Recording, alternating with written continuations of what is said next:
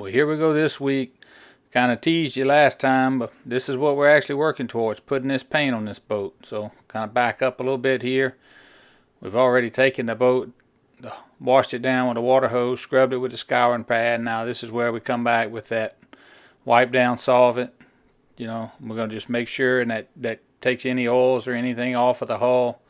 I'm actually doing this while the paint is mixed and it's going through its 15 minutes induction time. We're going to do a little wipe down here on the boat. We're going to come back and we're going to get a tack rag. Show that little towel right there in the corner, and it is just so hot. I'm pouring sweat, so I'm trying to keep any moisture off the boat.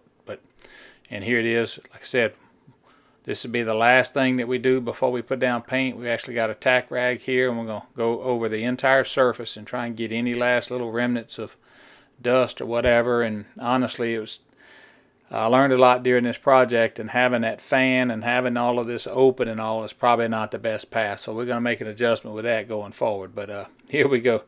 So you can see this is ethereal blue. It's an Alexial product. It's a 2-to-1, and I'm putting it on here with about 20% reducer in it. That's a red tree mohair roller. I've shown those before in previous videos. You can find that. And so, you know, this is my first time laying down this top coat. So I did learn quite a bit putting it down. It goes on really nice, and it has a lot of coverage, so it doesn't take a lot of paint. The paint goes a long ways. And I actually mixed up about 10 ounces of paint, and I probably only needed a little more than half that much. But I didn't want to get into this first coat and, you know, this first time going around and, you know, run out of paint and have to wait. So I knew that I was mixing a little bit too much, because I needed to figure that out, exactly how much I would need to put a coat on. And you can see I was worried about paint and how it's going over that center line of that keel, which is why I jumped from one side to the other. But I think I may have been making other mistakes by trying to take care of that one. So we're gonna make some adjustments going forward on that. So yeah, I'm doing this looking back with kind of what I know is coming. But you can see the paint. I mean, immediately it rolls out. It's got this roll-on additive, this rolling additive that goes into this paint that really helps it to kind of flash out. And it's a self-leveling paint. Once again, I think because of the reducer, either the amount of reducer that I have in here or maybe not enough reducer, it's a little bit thick. And also it's so hot outside. You know, here it's probably 90 degrees or better than 90 degrees. And I have that fan blowing through this tent, which is, I know, this is like rookie mistake 101 right here. Everything you shouldn't do, I'm doing here. But I also know that I'm going to be sanding this back. At this point that I'm laying it down, you know, my intention is to sand it back with 400, or to sand it. You know, you're supposed to sand between each coat with 400 grit. So that's my plan. I already know that that's my plan, and I know that there's at least 2 more coats coming. But you know, I did learn a lot from evaluating this paint job. So we're just gonna, you can see here, I'm just laying it on there. I'm gonna let you just enjoy it. You can see it looks fantastic. It looks pretty good. So I'm gonna just let you watch me put it on. It's pretty straightforward. Just, you know, kind of work in front of myself, and then, you know, I'm also trying not to roll it too much. At any point in time, just kind of put it on there and leave it, and so I can see what happened. You know, this is a learning experience. You know, I know it's just painting. It shouldn't be that hard, but I hate painting, and I'm not very good at it. So I'm really trying to get better with what I'm doing here and control the variables. So that's what we're working on right here. You can see it's going on, you know, just like that. We're almost done. You know, I would say that it probably take, just painting that bottom there, you know, it probably took an hour, a little more than an hour to coat it. And like I said, it coats pretty easy. That stuff really goes a long ways. And you can see it looks so good. It's got so much gloss coming out in it. So that's what happened. It looks pretty good. If I hadn't said it looks good, it kind of looks pretty good.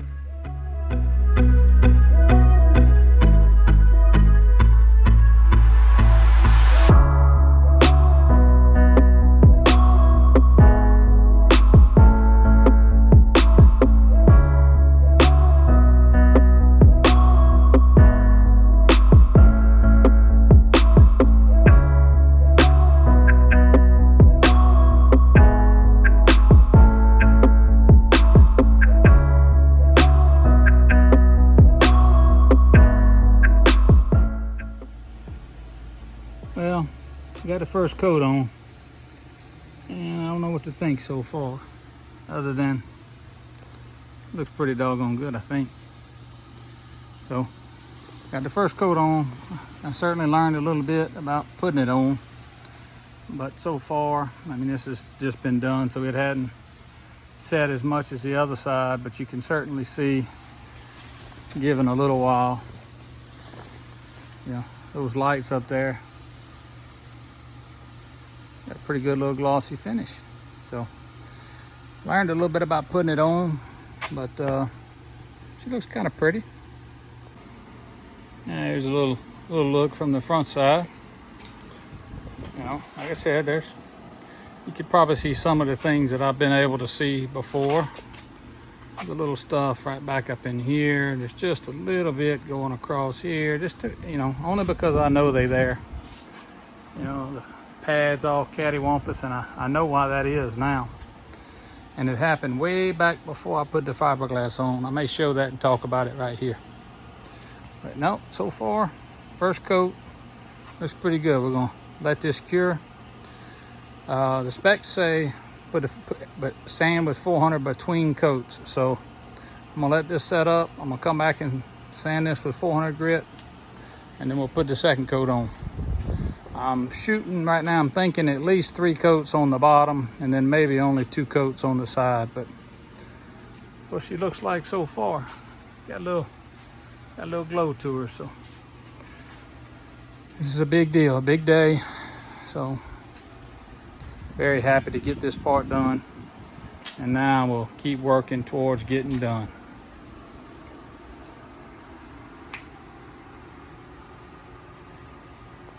So like I mentioned, I've been talking about this keel pad. You can see on the right hand side it's kind of got some variation and all, and I figured out what happened there. So this is what the boat looked like before it had any glass at all on the bottom, and you can see, even though this picture's at an angle, it's perfectly triangular. But back in December, when I was trying to make this thing fair, you can see here that I took that little planer, and I'm going to talk about it here in a second, and it all comes down to the fact that whenever I stitched this thing together, I didn't stitch the joints good enough that they were flush and flat and level. And remember, all of this is up underneath that cradle, and you know, and you couldn't see it, you couldn't do anything to it. So as you can see here, you'll see how I'm making that pad wider, and from this point on there was nothing, you know, there's probably something I could do. There's nothing practical that I could do, but you know, I'm going to show you that picture again, that same image, but you can see that's what created this little bit of wonkiness that I've been calling it in that keel pad. Look, it's the bottom. I'm not fretting over it. I wished it was perfect just so that I would know it was perfect. But if anybody ever, once I get this thing turned upside down and put it in the water and start using it, if anybody ever, you know, takes comment of that pad not being perfectly triangular, I'm gonna give them $1. So you can see here, this is, but I'm just, you know, showing this whole footage, but this is where I was trying to make that flat, and I'm gonna talk about it here. Saw through that time lapse there. I've been working on it. Just a couple little things I've been working on.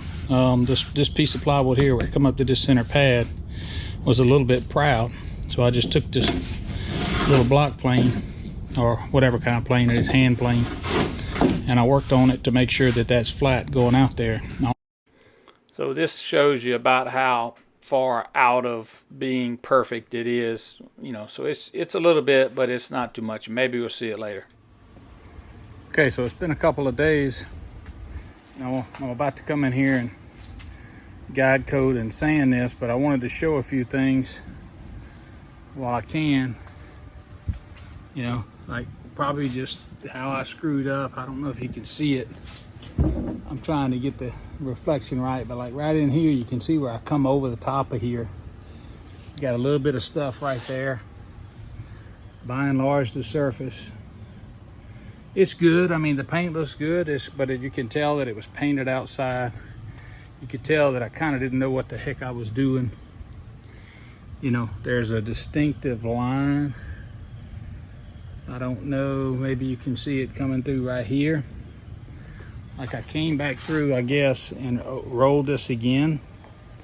You can see I got a bunch of little air bubbles. What I'm thinking is that paint had already kind of started setting a little bit, and when I rolled it, it just couldn't deal with all of it. But maybe with all this light, you can kind of see some stuff in there, like lines where I was rolling it. I got to do a better job of applying it next time, you know. But by and large, you know, there's a little, you can see, I mean, there's plenty of stuff. I'm gonna point them all out because they're there. But you know, that's just a little bitty, I ain't worried about that. Like I said, with this reflection, you can see, you know, like a line here where I was coming over here. I've got a different plan. I think I'm gonna paint it different next go around. But I just wanted to point out a few things. I mean, by and large, it looks really good. I mean, you can see right here, there's a little bit of a dip. I don't even know if it'll show up, you know. I know it's there because I've been looking at it. But and also I talked about this keel pad. I know what happened there, and it happened a long time ago. So I'm gonna try and point that out. But overall, the paint's nice, looks good. You know, I don't know if you can see right here. I may have to back up and zoom, but there's like a little bug. Maybe you can see it like this. You can see like where some little bugs walked all over it. And I recognize that because that's what it looked like with some other bugs. Either that or some dust or whatever. But you know, we're gonna clean all that up and maybe pick and choose when we paint next time. But it's, you know, it looks, to be the first coat, it looks pretty doggone good, I have to say. So about to get the sand and put a guide coat on and get the sanding and get ready for the next one. As I've talked about, I've become reliant on this guide coat, but just because you see me doing it, that don't mean it's the right thing to do. I'm gonna talk about this in a little while, but it does tell me some things, but it's not the right tool for the job right here, and I'll talk about that in a little while as well. All right, so here's a good indication how that guide coat doesn't lie to you. So see here, got a little bit of a sag, you know, paint coming off of there. And you can see all of these lines in here where that was painted like that, and you see them on the other side. Remember I talked about how the paint comes over the edge, and you can see all of these little edges here. So I got to do a better job at that. You know, this is where I was trying to show all those little air bubbles. You can see all of those built up. I mean, it's still got a shine to it, and it's better. I mean, it looks okay, but you know, down here close, you can see where these lines are. So every one of those lines is where that brush went back and forth. So probably perfectly normal. It's all good. It's on the bottom of the boat, but got that guide coat on, and now about to go attack it. So, you know, the guide coat does show you all those things, and it shows you all that variation, but here's one difference. Because that top coat is so glossy and stuff, it just doesn't stick to it enough or whatever. I mean, I don't know if you can see how the, you know, stuff's just kind of smearing around. My hands are black. I feel like I'm working in a coal mill or something. But it's this guide coat, this powdery stuff, is just not the right tool for this application. And next time I'm going to try some food coloring with acetone, where it will actually help show you those things, but it works a lot better. So as I'm trying to do my little hand sanding there, you're going to see me consistently have to clean that paper. Well, I don't have that problem with this random orbital sander because that vacuum, I think, keeps picking it up, and I'm running through this pretty fast. But you know, this is, I thought I had 400 grit paper, but I didn't. I don't have any for the random orbital, so this is actually 320, which is still in the specs. And knowing that this is the first coat, I'm okay with taking a little bit, you know, a little bit rougher sandpaper to it. It's not like it's much, but all I'm doing is going through here and taking, you know, all of that orange peel and stuff away. I knew that this was going to be a learning coat, and after seeing all those marks and paint marks and all that other stuff, I wanted to make sure that I got back to a good base. And you can kind of see the orange peel there, how it's, you can see it when it's first still a little glossy, and I'm just trying to sand all that away. And you really don't need a guide coat here for that, because you can see it just in the surface. I mean, you can see even with that guide coat on it, it's still pretty shiny. But I wound up actually, when I finished this side with the random orbital, I actually took the water hose and tried to clean all that guide coat off just because it was making a mess. Everything was black and I couldn't stand it. So actually during the night, like I said, when I finished this night, I didn't get it on video. I brought the water hose back out and just washed the whole thing down. And so here you can see I still have this side here to do, but I'd washed all that guide coat off. And all we're going to do here is run through real fast and show you, we're just taking all that orange. Even as glossy as it is, there's still some texture in orange peel. And all I'm doing is taking that down to make sure that I got a good coat. And now as we go forward, I won't be cutting this. I know it's a cardinal sin, and, it's dumb and expensive to sand back all your paint that you put on it. And I'm not sanding it all back. I mean, you'll see most of it staying there. I'm just trying to get rid of that texture, because I don't know that it's going to flatten out. So we're going to, I'm doing this knowing that this first coat was a learning episode. I just want to make sure that I get back, and I don't want those paint marks and those roller marks and all to be compounded as I go forward. So I want to get back and use what I learned while I did this the first time. As with everything, seems like it takes me twice as long because I have to learn as I go. So I'm hoping that the lessons I learned going forward here will make it better, and I'm going to talk through those, what I'm doing and why, and we'll look and see if it works out. But doesn't take a long time to get this stuff sanded back, especially with that random orbital, because it keeps the paper pretty clean. Sometimes you'll see me take my hand and just kind of wipe it, and it works really well. But man, hand sanding was just brutal because that paper clogs up so bad, and you really have to be real light with it. But just trying to get this thing ready to put the next coat on it, which is coming fast.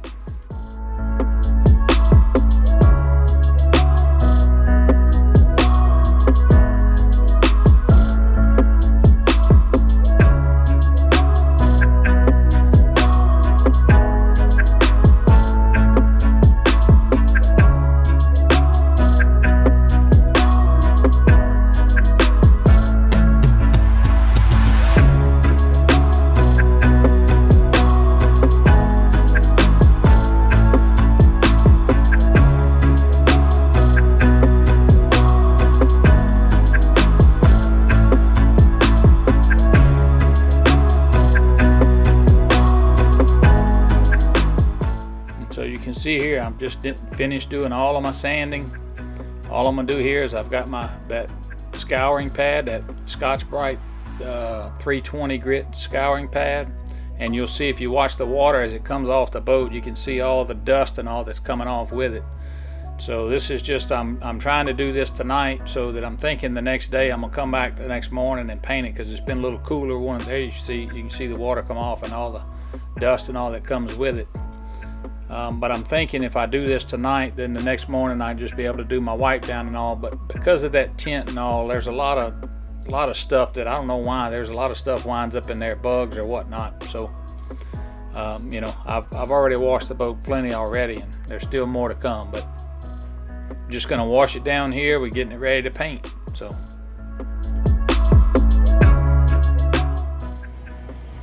Here we go again. All right, as you saw, I just finished doing all the between coat sanding, and that was only 320. Like I said, I thought I had some 400, but I didn't. But being at the first coat 320, the specs say 320 to 400, so this one will be 320. Plus there was some stuff that I kind of needed to fix. So now you can see I kind of got it all ready. For whatever reason, sanding this stuff, especially that hand sanding, I think with that oscillator with that vacuum on it, it sucks that stuff up. But this paint and stuff that's sanding is so fine, it's like a powder, and it just blinds. When you're trying to hand sand, it just blinds your paper off so fast. So you can see I got a little bit of stuff exposed here. It's not perfect, but once again, those are kind of sacrificial pieces. Probably shouldn't say that, but I mean, we're gonna roll with it. But hopefully tomorrow we're gonna get out here and we're gonna put a top coat on, put another top coat on it, and then we're gonna start moving forward. I mean, each time, then we're gonna come back and sand between that with 400, and shouldn't have to, you know, hopefully I'm gonna do a lot better at putting it on. So this is what she looks like now. You can see I gave this one a pretty heavy sanding, heavier than I probably should have, because like I said, I had those overlaps and stuff where you could see, and I didn't want that to bleed through. So that's it. Got it washed up. Tomorrow we're gonna wash everything in prep, and then we're gonna paint.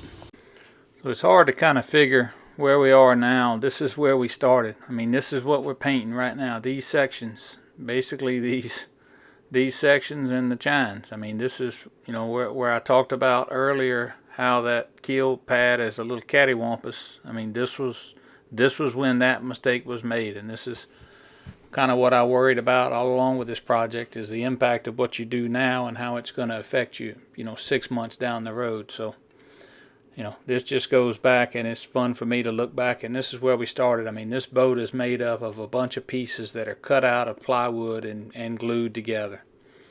So you think about where we are now and how close, you know, how close we are to the end, or how far we are from where we started. You can look at it either way, but you know, this is how the boat went together, and this is where it all started. So it's fun to look at how far we've come and what all we've done, but it's also sometimes daunting to look at, you know, everything we still have yet to come. So 42, 43 videos into this, and you know, I'd like to say we're halfway, whatever that looks like. But appreciate y'all watching, and let me know what you think. I'd love some feedback, and see you next time.